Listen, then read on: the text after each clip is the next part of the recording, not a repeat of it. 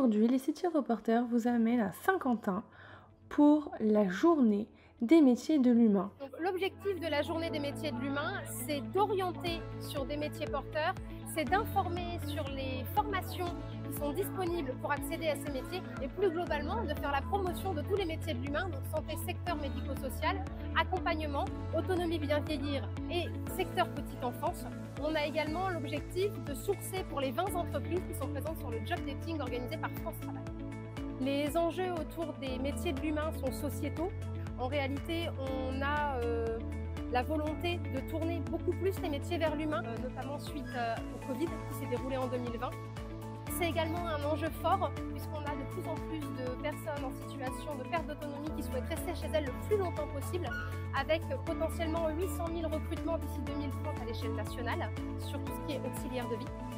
Et globalement l'emploi à domicile avec le CESU. C'est également près de 59% des assistantes maternelles qui partent à la retraite d'ici 2030. Donc on a énormément de besoins et très peu de candidats pour le moment. Donc l'idée c'est vraiment d'apporter de l'attrait à ces métiers-là. Et en tant que chargée d'information pour le proche Info Formation, moi ce que je conseille aux jeunes, c'est de venir nous voir. Notre rôle, ça va être d'informer sur les métiers qui portent sur les métiers en tension. Ça va être d'accompagner dans l'orientation, de trouver quels sont les secteurs qui collent le plus aux personnalités des jeunes.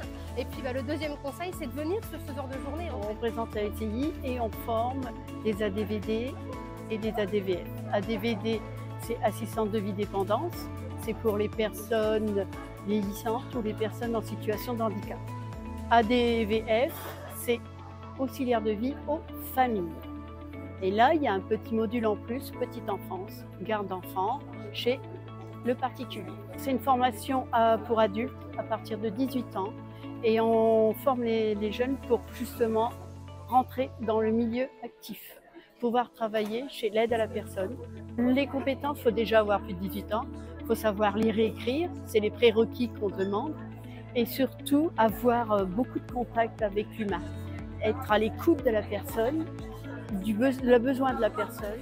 Alors mon rôle aujourd'hui, c'est parce que je suis formatrice chez Happiness Formation et en fait je suis ergothérapeute et je propose dans cet organisme de la formation continue à destination donc notamment des auxiliaires de vie, des aides-soignantes, de mes collègues en fait de terrain pour qu'elles gardent les notions de l'utilisation du matériel et des dangers qu'il y a au domicile des bénéficiaires. Donc la maison des dangers, c'est une maison en fait que j'utilise lors d'une formation où on parle des accidents domestiques et de comment aménager chez le bénéficiaire et les aides auxquelles ils ont droit. Donc dans cette maison, il y a beaucoup de dangers, les professionnels doivent les rechercher et puis ensuite on cherche les solutions ensemble.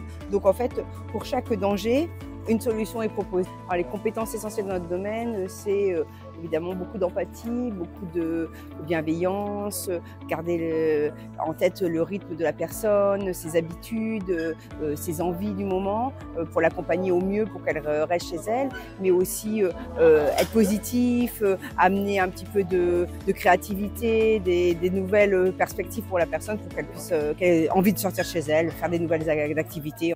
Ce forum a eu un succès phénoménal car il y avait énormément de monde, tant de jeunes adultes que des adultes et même des adolescents.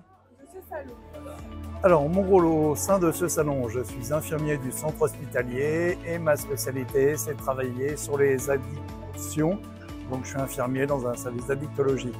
Alors les opportunités qu'on peut offrir sur ce salon aux jeunes de 16 à 25 ans, c'est d'être en rapport déjà avec le métier, pour expliquer ce que c'est le métier d'infirmier, ce que c'est le métier d'addicto. Bon, également, pouvoir leur donner des solutions sur Saint-Quentin, s'ils veulent être suivis, s'ils veulent avoir des réponses à des questions. Il y a nos partenaires de la maison des adolescents, il y a le centre hospitalier, ainsi que d'autres partenaires qui travaillent aussi sur la question des dépendances aux produits.